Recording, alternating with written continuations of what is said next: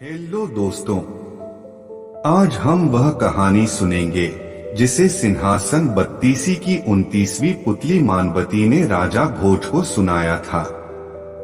आइए शुरू करते हैं। राजा विक्रमादित्य वेश बदलकर रात में घूमा करते थे। ऐसे ही एक दिन घूमते घूमते नदी के किनारे पहुंच गए। चांदनी रात में नदी का जल चमकता हुआ बड़ा ही प्यारा दृश्य प्रस्तुत कर रहा था। विक्रम चुपचाप नदी तट पर खड़े थे, तभी उनके कानों में बचाओ बचाओ की तेज आवाज पड़ी। वे आवाज की दिशा में दौड़े तो उन्हें नदी की वेगवती धारा से जूझते हुए दो आदमी दिखाई पड़े। गौर से देखा तो उन्हें पता चला कि एक युवक और एक युवती तैरकर किनारे आने की चेष्टा में हैं, मगर नदी की धाराएं उन्हें बहाकर ले जाती हैं। विक्रम ने बड़ी फुर्ती से नदी में छलांग लगा दी और दोनों को पकड़कर किनारे ले आए। युवती के अंगन से यौवन छलक रहा था। वह अत्यंत रूपसी थी। उसका रूप देखकर अप्सराएं भी लज्जित हो जाती। कोई तपस्वी भी उसे पास पाकर अपनी तपस्या छोड़ देता और गृहस्थ बनकर उसके साथ जीवन गुजारने की कामना करता। दोनों कृतज्ञ होकर अपने प्राण बचाने वाले को देख रहे थे। युवक ने बताया कि वे अपने परिवार के साथ नौका से कहीं जा रहे थे। नदी के बीच में वे भंवर को नहीं देख सके और उनकी नौका भंवर में जा फंसी। भंवर से निकलने की उन लोगों ने लाख कोशिश की पर सफल नहीं हो सके। उनके परिवार के सारे सदस्य उस भंवर में समा गए, लेकिन वे दोनों किसी तरह यहाँ तक तैरकर आने में कामयाब हो गए। राजा ने उनका परिचय पूछा तो युवक ने बताया कि दोनों भाई बहन हैं और सारंग देश के रहने वाले हैं। विक्रम ने कहा कि उन्हें सकुशल अपने देश भेज दिया जाएगा।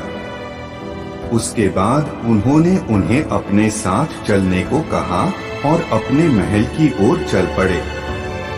राजमहल के नजदीक जब वे पहुंचे तो विक्रम को प्रहरियों ने पहचान कर प्रणाम किया।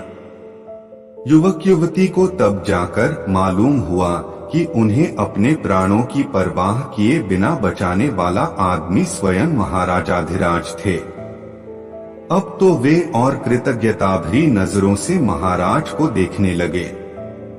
महल पहुंचकर उन्होंने नौकर चाकरों को बुलाया तथा सारी सुविधाओं के साथ उनके ठहरने का इंतजाम करने का निर्देश दिया। अब तो दोनों का मन महाराज के प्रति और अधिक आदर भाव से भर गया। वह युवक अपनी बहन के विवाह के लिए काफी चिंतित रहता था। उसकी बहन राजकुमारियों से भी सुंदर थी, इसलिए वह चाहता था कि किसी राजा से उसकी शादी हो।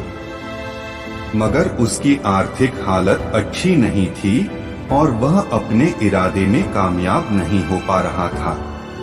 जब संयोग से राजा विक्रमादित्य से उसकी भेंट हो गई तो उसने सोचा कि क्यों न विक्रम को उसकी बहन से शादी का प्रस्ताव दिया जाए।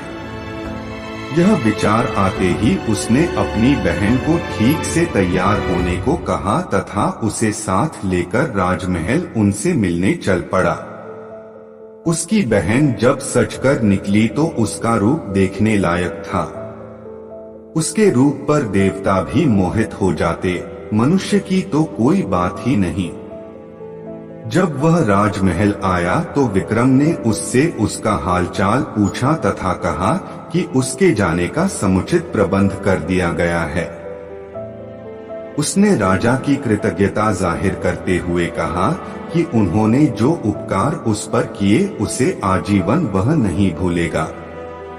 उसके बाद उसने विक्रम से एक छोटा सा उपहार स्वीकार करने को कहा। राजा ने मुस्कुराकर अपनी अनुमति दे दी।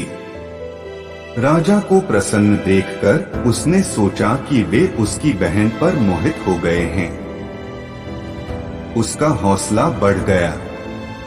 उसने कहा कि वह अपनी बहन उनको उपहार देना चाहता है।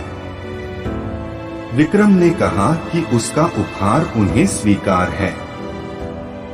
अब उसको पूरा विश्वास हो गया कि विक्रम उसकी बहन को रानी बना लेंगे। तभी राजा ने कहा कि आज से तुम्हारी बहन राजा विक्रमादित्य की बहन के रूप में जानी जाएगी तथा उसका विवाह वह कोई योग्य वर ढूंढकर पूर्ण धूमधाम से करेंगे। वह विक्रम का मुंह ताकता रह गया। उसे सपने में भी भान नहीं था कि उसकी बहन की सुंदरता को अनदेखा कर विक्रम उसे बहन के रूप में स्वीकार करेंगे। क्या कोई ऐश्वर्यशाली राजा विश्ववासना से इतना ऊपर रह सकता है?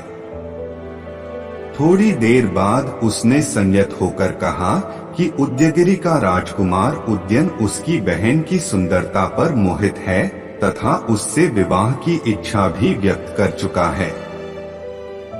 राजा ने एक पंडित को बुलाया तथा बहुत सारा धन भेंट के रूप में देकर उदयगिरि राज्य विवाह का प्रस्ताव लेकर भेजा।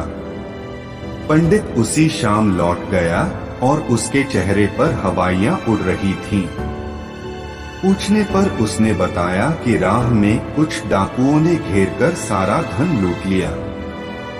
सुनकर राजा स्तब्ध रह गए।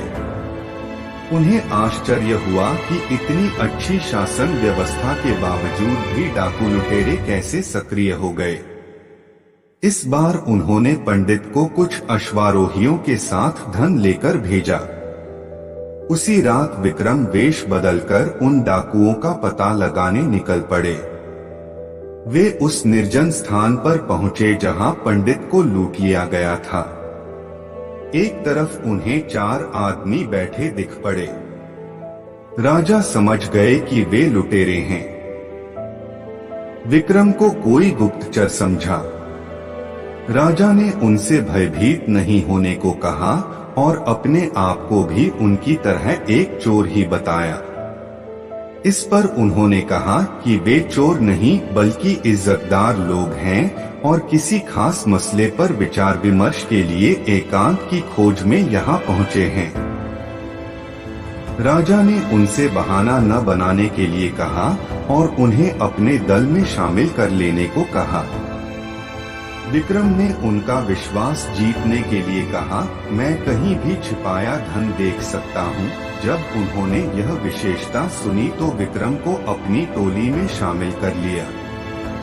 उसके बाद उन्होंने अपने ही महल के एक हिस्से में चोरी करने की योजना बनाई। उस जगह पर शाही खजाने का कुछ माल छिपा था। वे चोरों को वहां लेकर आए तो चारों चोर बड़े ही खुश हुए। उन्होंने खुशी खुशी सारा माल झोली में डाला और बाहर निकलने लगे। चौकस प्रहरियों ने उन्हें पकड़ लिया। सुबह जब राजा के दरबार में बंदी बनाकर उन्हें पेश किया गया तो वे डर से पत्ते की तरह कांपने लगे। उन्होंने अपने 5वें साथी को सिंहासन पर आरूढ़ देखा। वे गुमसुम खड़े राजदंड की प्रतीक्षा करने लगे, मगर विक्रम ने उन्हें कोई दंड नहीं दिया। उन्हें अभयदान देकर उन्होंने उनसे अपराध न करने का वचन लिया और अपनी खूबियों का इस्तेमाल लोगों की भलाई के लिए करने का आदेश दिया। चारों ने मन ही मन अपने राजा की महानता स्वीकार कर ली और भले आदमियों की तरह जीवन यापन का फैसला कर लिया। राजा ने उन्हें सेना में बहाल कर लिया। उदयन ने भी राजा विक्रम की मुंहबोली बहन से शादी का प्रस्ताव प्रसन्न होकर स्वीकार कर लिया। शुभ मुहूर्त में विक्रम ने उसी धूमधाम से उसकी शादी उदयन के साथ कर दी जिस तरह किसी राजकुमारी की होती है। आप इसी तरह कहानी सुनते रहे, खुश रहे और हमारा चैनल जरूर सब्सक्राइब कर ले। धन्यवाद।